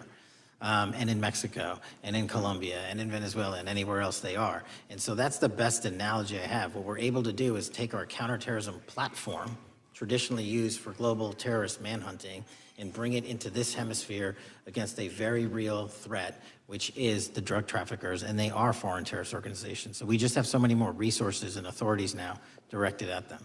So, for example, Director, in the regions, from the vantage point of local law enforcement, there are structures that have historically handled those partnerships separately. HIDA, for example, is an example on the drug trafficking side. The JTTFs are an example on the terrorism side. How is the thinking evolving in terms of on a regional basis, either merging or not merging those structures now that the targets in many ways are merged? So the JTTFs are kind of our forward operating base across every single state in this country to take on that mission. And anytime you're labeled a foreign terrorist organization, you know, you come right under the authorities of the JTTF, the task force officers, and the state and local level police work that gets done in those JTTFs. And the Homeland Security Task Force layer on top of that, I think 25 or 30 across the country, specifically working with DHS and Secretary Noem to go after the drug trafficking foreign terrorist organizations because they have unique capabilities and authorities dedicated to that mission. And so that's the beauty of the HSTFs. Let me ask you an adjacent question, Director. I noticed in your written testimony, I don't think we've talked about it yet, you brought to our attention an expiring authority. It's in 6 U.S.C. 124N with respect to counter-UAS drones. You point out that that authority expires in statute at the end of this month, and you impressed upon us your interest in seeing it extended in some manner. Can you talk a little bit about the FBI's role in counter-UAS work over American airspace? I represent a district that's going to host some of the FIFA World Cup activities coming up. We're obviously very interested in security, and there are limits on what our state and local authorities have the capacity to do or what our military has the capacity to do once the threat is domestic. So it's critically important. Both the FBI and DHS have those capabilities. I'll speak to the FBI, of course, only. And you raised the World Cup, and that's exactly what we need it for. The Club World Cup, which just happened, was 32 games in at least a dozen different cities across the country, the largest sporting events consecutively in American history. And we used our counter-drone capabilities to not only inspect and secure stadium locations, but where fans were hovering and we call base camps. And thankfully, because of the success of the FBI and DHS, we had no significant security incidences. And flipping to the World Cup, which is going to be 3 times as large, and obviously the largest we've ever had, and blending into the LA Olympics in 28, our counter-UAS capabilities are going to be the ones that are able to... Work today is broken. We're all working in too many disconnected apps, and it's killing team productivity. But for the first... ...for them, so we have to have it. And making sure the bad guys don't have the same. Exactly. Very good. I yield back and thank you. Gentleman yields back. Director, you've been amazing. You've been here 4 hours and 41 minutes without a break. We appreciate that. I think we have one more member, a few UC requests, and then you can we'll let you go. But we appreciate that. The gentleman from Texas is recognized. Thank you again for taking the time, Director Patel, and for Chairman Jordan for holding this hearing. Thank you for depoliticizing the FBI and getting it back to its original mission as well. Director Patel, do you agree that we have a problem in the United States with politically motivated violence? Absolutely. And I very much agree. I think we can all agree that political violence is wrong, it's evil, regardless of which side it comes from, and that we can all adamantly and vehemently reject it, or we certainly should. But one of the things that we've noticed recently is that affinity and tolerance for political violence is not equally distributed on both sides of the aisle. In fact, right now, social media is filled with leftists who are cheering on the murder of an iconic conservative political figure, Charlie Kirk. And it's not just random people on Twitter doing this now. There's a YouGov poll released just a few days ago, which stated that 25% of those who identify as very liberal believe that political violence can sometimes be justified. That's far too many, is it not? It is. One is far too many. One is far too many. That's right. Only 3% of very conservatives said the same thing, and we can agree that 3% is far too many. But there's an astounding difference between 25% on the left accepting and tolerating political violence and 3% on the right. I would hope that our colleagues on the other side of the aisle would also recognize that there is a systemic problem on their side of the aisle with tolerance for violence against people with whom they politically disagree, that there is a cultural rot on their side of the aisle that needs to be addressed desperately. Would you agree with that? Yes. One of the more astounding aspects of this is that it's not just people. This comes from the very top, from their political leaders. Just a few days ago, a member of Congress of this body, Ilhan Omar, shared a video on her social media account about Charlie Kirk's murder, and I'll quote what it said. It said, "Charlie Kirk was Dr. Frankenstein, and his monster shot him through the neck." In other words, Charlie had it coming to him. The words that he said naturally led to his assassination. I mean, that is a reprehensible thing for a member of Congress to say, to suggest, to promote in any capacity. And there are people across this country who are losing their jobs for far less than this. And that, by the way, is a just response to acceptance and tolerance of political violence. It's amazing to me that the political left today, who were the originators and the cheerleaders of cancel culture, now have the backbone to attack conservatives for defending their assassinated friend. But there's a key difference here.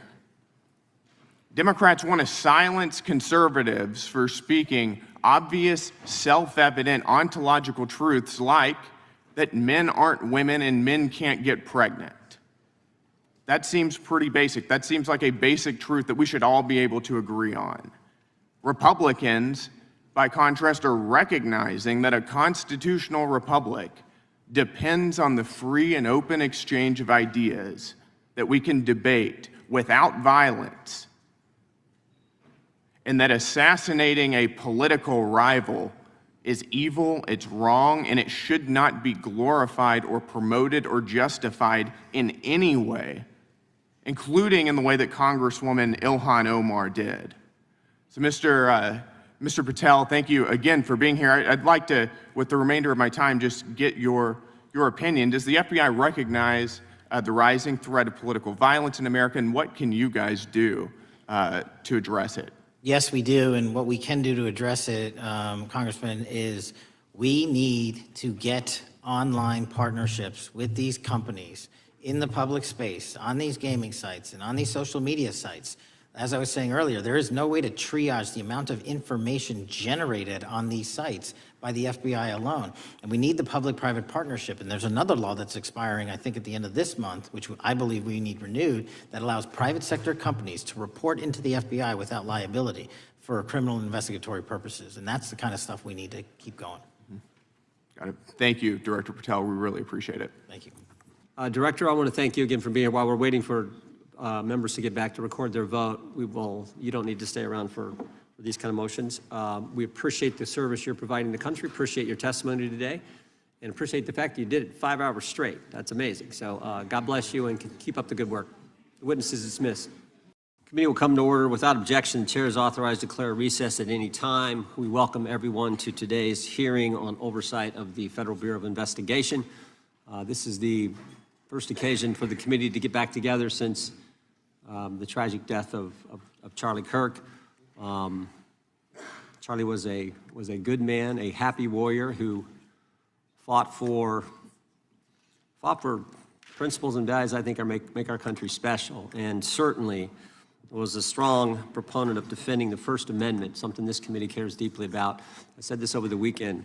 I think Charlie lived that scripture verse, 2 Timothy 4:7, fight the good fight, finish the course, keep the faith. Charlie certainly lived that, and he did it with a smile on his face. And so the tragic killing happened a week ago while we were in markup here in the committee. And I know everyone, our witness was a friend of Charlie's, and I know many people in the dais were as well. So I know we're all praying for Charlie's family. And I would extend a moment to the ranking member if you wanted to say something. Thank you, Mr. Chairman, for saying that. The whole country reacted with horror and shock to the brutal assassination of Charlie Kirk in cold blood. And there is never any warrant for political violence in America.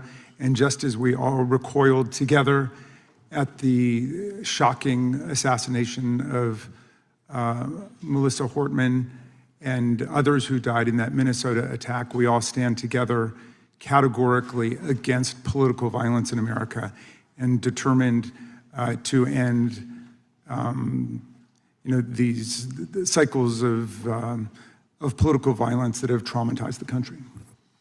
Well said. Chair now recognizes the gentleman from Kansas, Mr. Schmidt, to lead us all in the Pledge of Allegiance. Allegiance to the flag of the United States of America and to the republic for which it stands, one nation, under God, indivisible, with liberty and justice for all. As is customary, we will begin with opening statements. 5 weeks ago, because of the work of Director Patel, we learned that the former chair of the House Intelligence Committee and current United States Senator leaked classified information. We learned this because a whistleblower came forward. Whistleblower with 23 years experience in the intelligence community, a Democrat staffer on the committee, said this: they were pressured to leak classified information, which sort of raises the obvious question. Why would the head of the Intelligence Committee, the chair of that committee, who's supposed to be guarding our secrets, why would he be encouraging the leaking of classified information? Whistleblower told us that answer as well. The leaked information was supposed to be used, the leaked information, false information, was going to be used to indict. I used to say, if I hear AI one more time, I'm going to lose it. But Monday.com is super easy to use and no Supposed to share. Again, don't take my word for it. The Inspector General told us this. In his report, he said, quote, James Comey violated FBI policy by disclosing classified information. And what was Comey's motive?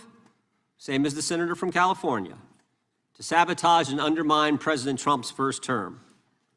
And we know that Mr. Comey's not been shy about what his objective was. In fact, 4 months ago, he told us. Remember this? 8647, Jim Comey told us just 4 months ago. Now, how'd they do it? How did the former chair of the Intel community, the former FBI director, and others in our government attempt to undermine President Trump's first term? 7 weeks ago, because of the good work of the Director of National Intelligence, Tulsi Gabbard, we learned from another whistleblower, a second whistleblower, that in the closing days of the Obama administration, the intelligence community assessment was changed. On December 5th, 2016, they had one assessment.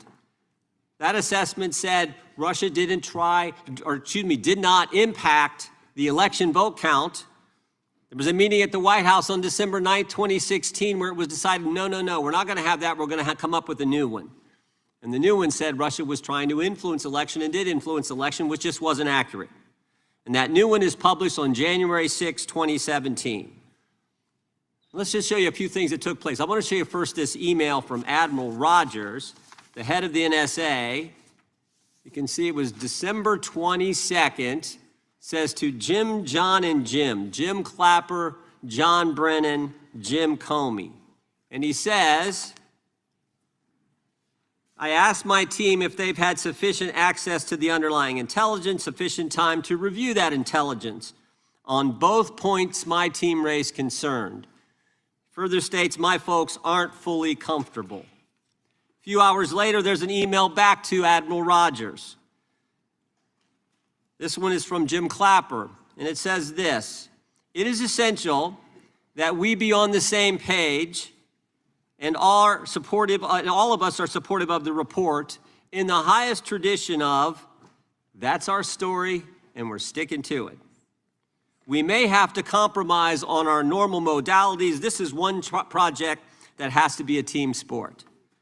That's our story and we're sticking to it. Compromise on normal modalities, that's a fancy way of saying, that's the government speak for we're going to have to change the rules. In fact, we're not going to follow our own rules.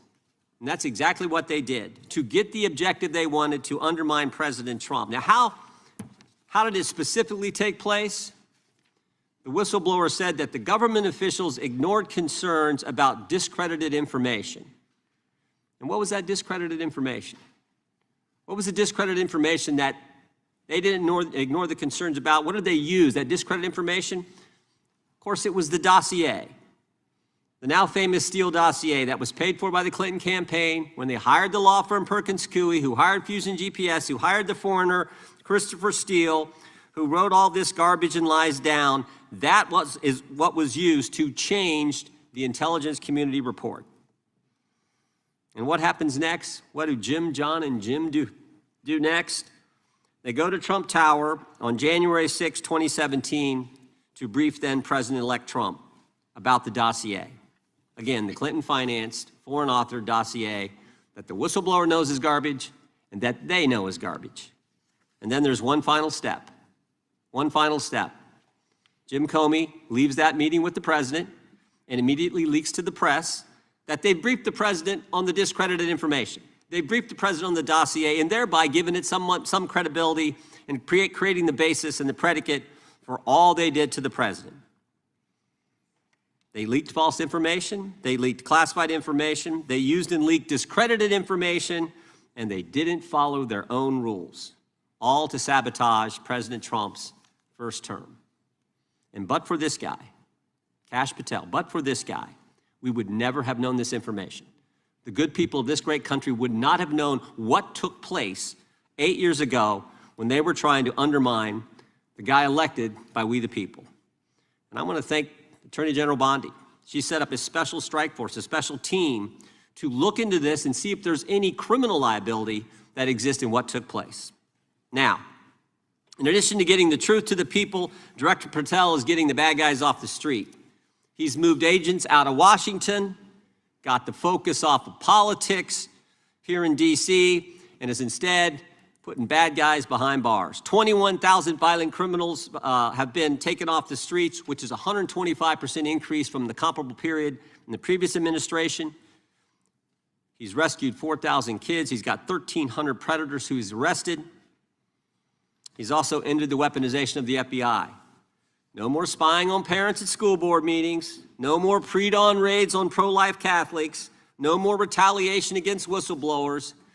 And he's given us information that Chris Wray didn't. Maybe said better, he's given us information that Chris Wray wouldn't. Director Wray didn't tell us that there were 26 confidential human sources at the Capitol on January 6, 2021, even though he was repeatedly asked about that by members of this committee. Director Wray didn't tell us that there were 17 of those confidential human sources who entered restricted space. 4 went in the Capitol. None of them were arrested. They weren't authorized to do that. They broke the law. None of them were arrested. Lots of American citizens were arrested, but the guys whose whose American tax dollars was used to pay these guys who broke the law, none of them were. One was recommended for charging and was not charged. And remember when Chris Wray told us that the Richmond field office memorandum when pro-life Catholics was just a one-off, turns out he wasn't being square with dissent either. Director Wray wasn't square with us. He told us that multiple other officers were involved in targeting the Catholics. We got that information from Director Patel. We learned from Director Patel the FBI actually surveilled a priest, tried to get the priest to divulge information, break the priest-penitent relationship and confidence that exists. And Director Patel is saving taxpayers' money. He's not going to build a new headquarters outside of D.C. He's going to keep the headquarters right here in the capital city. Save Americans money, save the taxpayers money. In 8 months, Director Patel has given us the facts. He's ended the weaponization at the FBI. He's taken bad guys off the streets, and he's saving taxpayers money. But my guess is the Democrats won't focus on all that good news. They'll focus on politics. They'll stick with Comey and Clapper and Brennan and continue to try to undermine President Trump. That I yield to the ranking member for an opening statement. Thank you very much, Mr. Chairman, and welcome, Director Patel. You and I have not had the opportunity to meet, and alas, you failed to respond to the 8 oversight letters I've sent you over the last 7 months. So we do have a lot of questions piling up for you, but I want to start with a word of praise. The first FBI director was J. Edgar Hoover, who steadfastly refused to hire women, African Americans, and other minorities as agents. And although he was a closeted homosexual who lived in domestic partnership for decades with Clyde Tolson, he also participated in anti-gay crusades. He aggressively promoted what we would today call white Christian nationalism, and he would undoubtedly be turning over in his grave to see as one of his successors a first-generation Indian American and a proud Hindu. So I congratulate you on being a breakthrough in this sense and being a beneficiary of the civil rights movement that opened up the FBI and the federal workforce to lots of people who never would have been hired in its first decades. Alas, you share J. Edgar Hoover's dangerous obsession with blind loyalty over professionalism and effective public policy. For Hoover, it was blind loyalty to him in keeping his secrets. For you, it's blind loyalty to Donald Trump in keeping his secrets. During your confirmation, it was widely noted on all sides that your primary qualification... Attention homeowners, I want to buy your house right now, as is, no matter what condition it's in. ...work experience at the FBI, but you had made over 1,000 media and political appearances in support of Trump's campaign. Your Senate confirmation vote was 51-49, the closest in history, with your opponents warning you were not qualified and had no interest in actually developing the qualifications for the job. I hoped that they were wrong. Alas, they were not. While most other new FBI directors drew on their experience as FBI agents, you didn't have that. But you did write a picture book trilogy for children ages 5 and up based on your experience clashing with President Trump's political enemies. In your book, you describe your literary alter ego, Kash the Knight, as a wacky, easily bored wizard carrying out King Donald's vengeance by driving his enemies out of the kingdom. In the books, King Donald is besieged by the evil Hillary Queen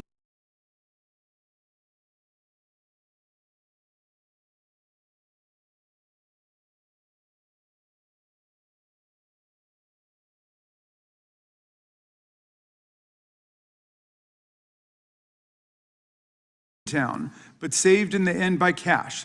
Then Kash goes on to catch mules who are stealing the 2020 election for the great King Donald from Sleepy Joe. And then in the third book, Kash takes down the dragon of the jalapenos, nicknamed the DOJ. Your supporters had hoped that you would graduate from imagining yourself a romantic fairy tale knight to actually running America's premier federal law enforcement agency.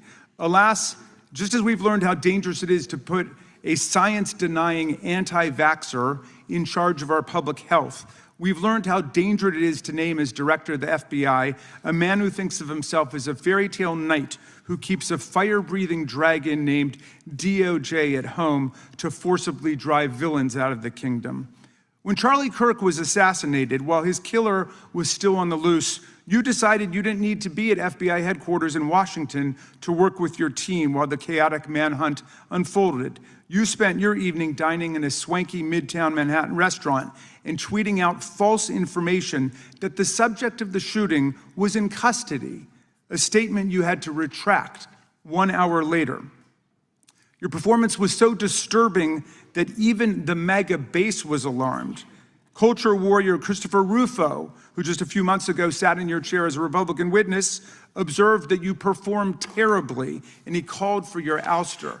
The FBI might be able to survive your delusions of grandeur and the explosively volatile temper that was on display yesterday in the Senate. But the intractable problem is that you are running the FBI not as a law enforcement agency charged with keeping the American people safe, but as a political enforcement agency working directly for the president's vengeance campaign. 7 months in, it's impossible to overstate the destruction, chaos, and demoralization you've brought to the FBI and its workforce and the resulting danger your actions have caused to our country. You've been systematically purging the FBI of its most experienced and qualified agents, division leaders, and experts in counterterror, counterintelligence, and cybersecurity, precisely the people who have the expertise you lack and which the FBI and the country need.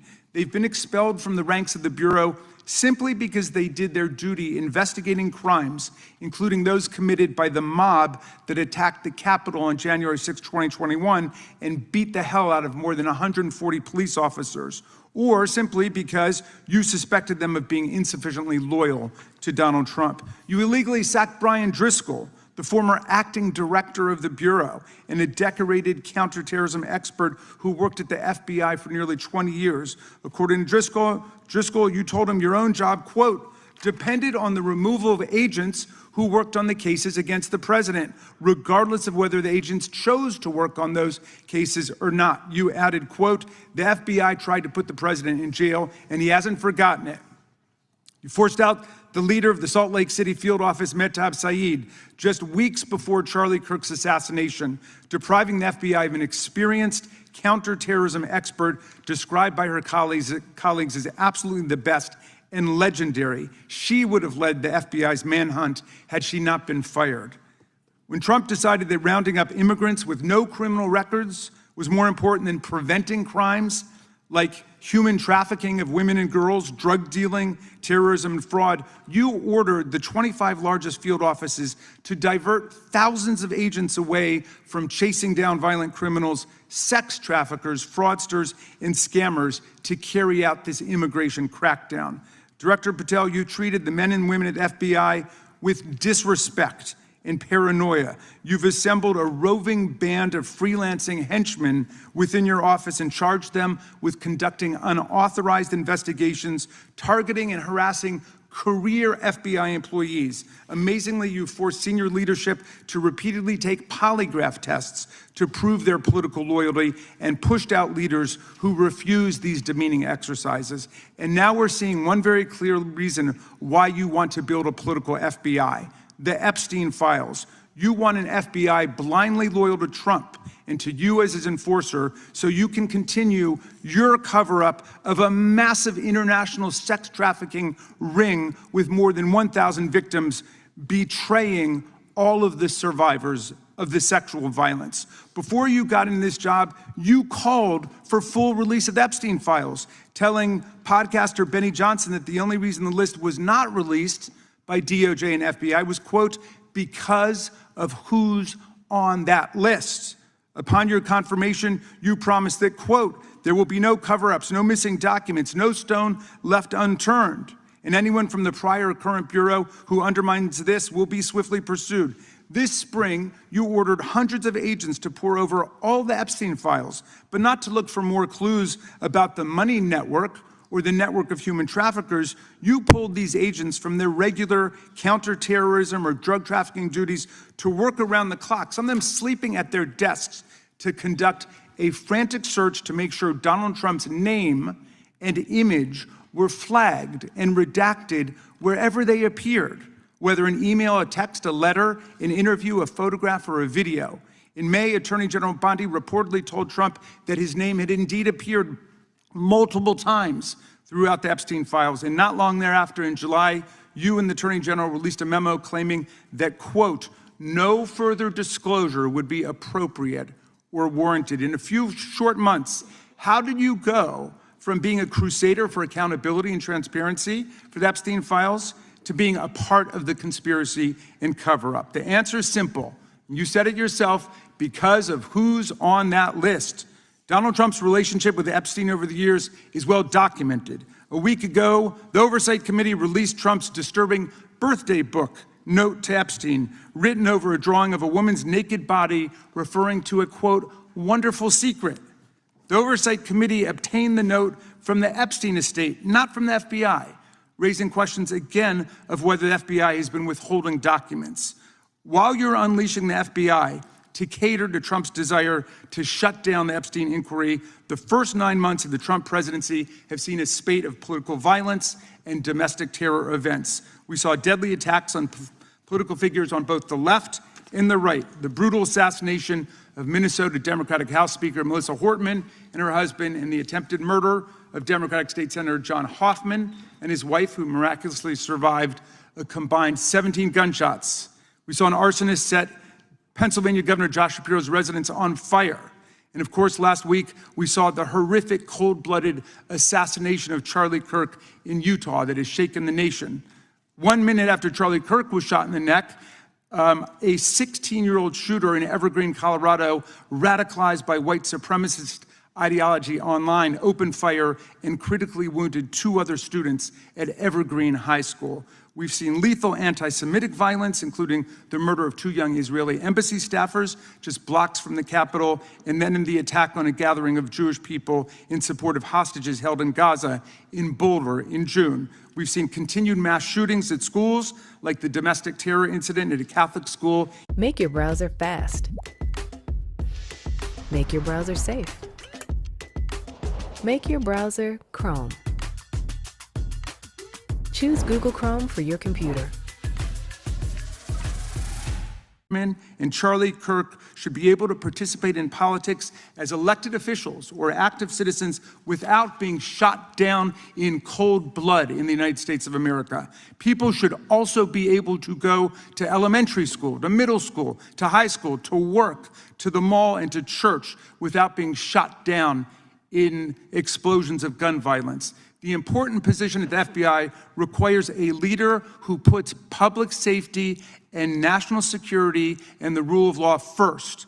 I'm afraid, Director Patel, you've given us reason to believe you've used the powers of the FBI to serve Donald Trump and his agenda of partisan retribution. You've broken your promise not to do that. You've betrayed Jeffrey Epstein's victims and survivors. You've turned your back on the career law enforcement officers of the FBI, and as a result, you've left all of us less safe than before. Mr. Chairman, I yield back. Gentleman yields back. That opening statement may have been longer than any book director's ever written or anyone else has written. Without objection, all of the opening statements will be included in the record. We will now introduce today's witness. Mr. Patel has been the director of the FBI since February of 2025. He previously served as chief of staff at the Department of Defense, deputy director of national intelligence with the National Security Council, and also as a congressional staffer, as a federal prosecutor, where he focused on national security cases, and he also worked as a public defender in the state of Florida. We welcome our witness, appreciate his work, and thank him for appearing here today. We will begin by swearing you in. Director, would you please stand, raise your right hand. Do you swear or affirm under penalty of perjury that the testimony you're about to give is true and correct to the best of your knowledge, information, and belief, so help you God? Let the record reflect that the witness has answered in the affirmative. You can be seated as you are. You know, you've been through this yesterday. Did a fine job. Please know that your written testimony will be entered into the record in its entirety. Accordingly, we ask that you summarize your testimony. Director, you may begin. Good morning, Mr. Chairman, Ranking Member Raskin, and members of the committee. I want to begin today by discussing the appalling assassination of Charlie Kirk. It's important for this FBI to be transparent without jeopardizing our investigations, so a little bit of the timeline is important. Charlie Kirk was unfortunately assassinated on September 10th. We immediately, the next day, released images early in the day in local time in Utah to start the public partnership in our manhunt for the assassin and culprits. At approximately 5 p.m. local time, I arrived on the ground and walked the crime scene myself, and we flew multiple FBI assets in and out to process DNA simultaneously while bringing in evidence response technicians, hostage rescue teams, and other experts to assist state and local law enforcement with their investigation. At 8 p.m. local on September 11th, the FBI collected and populated and promulgated at a press conference a video of the suspect on the grounds. We also released enhanced images. Due to that release that I directed and ordered, the suspect involved was apprehended and in custody at 10 p.m. local time. That's less than 2 hours after we did the video release and the photo release. So within 33 hours, that individual suspect was in custody. And his family, who has since been interrogated, specifically stated to FBI interrogators that because of the video that the FBI released at my direction and because of the photographs that they released, they identified their son, they confronted their son when he swung by their home, and that's what led to his apprehension. We are still, the FBI has that investigation ongoing, and it continues to be ongoing, and I want to thank the state of Utah and the state and local authorities there. And I also want to thank the Attorney General and President Trump for directing resources to allow us to conduct that investigation as we have. Under this administration, the FBI has arrested more than 23,000 violent criminals. 23,000 in 7 months. That's twice as many year to date last year. We've taken over 6,000 firearms off the streets. 6,000 guns are no longer in the hands of criminals in 7 months. We've identified and found and located 4,700 child victims. That is a 35% increase year to date last year. We have arrested 1,500 child predators. That is a 10% increase year to date last year in just 7 months. We've assisted our partners with countless counterterrorism operations around the world. We've captured at the FBI 4 of the most top 10 wanted fugitives in the world in 7 months. To put that in perspective, that's as many as my predecessor nabbed in the entirety of the Biden administration. We got 4, we got more coming. On top of that, in 2 weeks, thanks to the help of the CIA, we collected and captured one of the individuals responsible for the horrific Abbey Gate bombing that led to the murder of 13 service members. We did that in 2 weeks. They didn't do it in the 4 years of the entire prior administration. Nationwide, we've been executing our Operation Summer Heat, the FBI's national focus on targeting violent crime based on intelligence-driven operations. Ask the citizens of Seattle, Miami, Memphis, Charlotte, Chicago, New Orleans, to specifically highlight New Orleans and Nashville. There has been a 250% increase in violent crime arrests in those cities alone and other mid-major cities that I've just listed. In just a few short months, we have already unleashed 1,000 FBI personnel across this country. Every single state across this country is getting a plus up. This is a fiction that the FBI is short or that we are compromising the men and women in the field. They do not need to be in Washington, D.C., so we're sending them into the field to each and every one of your states. Because of that, crime is at an all-time low. We had to do it because of the explosion of crime. And maybe the most important stat for Americans to realize, in just 7 months, we are on track to produce the lowest murder rate in modern U.S. history by double digits. Those are results not of mine. Those are results of the men and women of the FBI. If you want to criticize me, bring it on, but do not attack the brave leaders in the field. We are also working 24/7, 365 on the opioid epidemic that is killing more than hundreds of thousands of people a year. We have seized 1,600 kilograms of fentanyl off the streets so far in 7 months.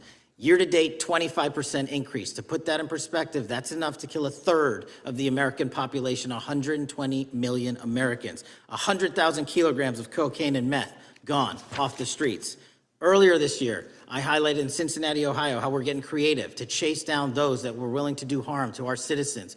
Not just by striking at the heart of the fentanyl producers, but the fentanyl precursor companies in China. And we indicted for the first time multiple companies and individuals, not just in America, but in mainland China, that are producing the ingredients that produce and make fentanyl that kill our children. And we're going to keep going. Counterterrorism work, cyber attacks, and foreign adversaries are something the FBI must never sleep on, and we are not sleeping. In the counterintelligence space alone, this year, year to date, 30% increase in counterintelligence arrests from the DPRK, Russia, Iran, and China. And I want the American people to know, in this setting, there's a lot of work that the brave men and women in the FBI are doing we just can't get into, but they don't stop. Our cyber threats, ransomware attacks, those harming our children online. We have nearly a 20% increase in indictments and arrests in 7 months alone this year. We're going after those that harm our malware, infrastructure systems, telecom systems, and energy structure. Combating SALT and Vault typhoons are just a little bit of the examples we're doing. Maybe most importantly, under the counterterrorism and domestic terrorism umbrella, our nihilist, violent extremists. and those that label themselves 764, who wish to go online and convince children to maim and mutilate themselves and commit suicide. And we are producing record numbers of arrests under that umbrella organization. We even stopped an individual in the 764 network who wanted to conspire to kill an adolescent girl. He is now in custody. Transparency remains one of my main priorities at the FBI. And this is what I've done in my 7 months at the helm. We've produced more than 33,000 pages of documents to Congress to a variety of committees, including, I believe, 7,500 to this committee alone, if memory serves me correct. To put the 33,000 in perspective, my predecessor in 7 years produced oversight, and I promise you I will continue to do so. On the Epstein case,